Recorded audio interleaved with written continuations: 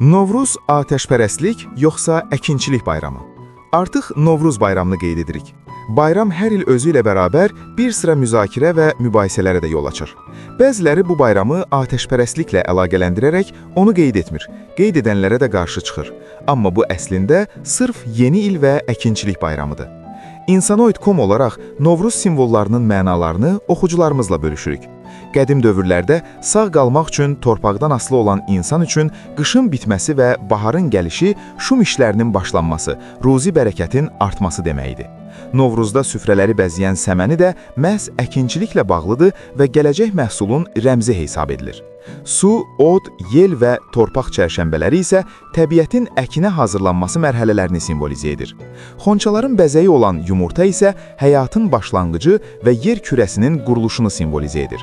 Kosa qışı, keçəl isə baharın simvoludur.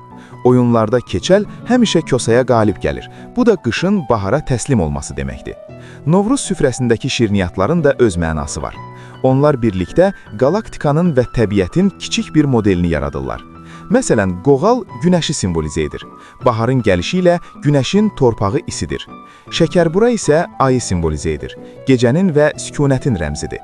Nağışlar isə ulduzları və ayın kələkötür səthini xatırladır. Paxlava isə torpağı xatırladır. Onun ortasındakı ləpə isə aləmin mərkəzini, qat-qat olması isə göyün və ya yerin təbəqələrinə işarədir. Xonçaları bəzəyən badambura isə buludu simvolizə edir.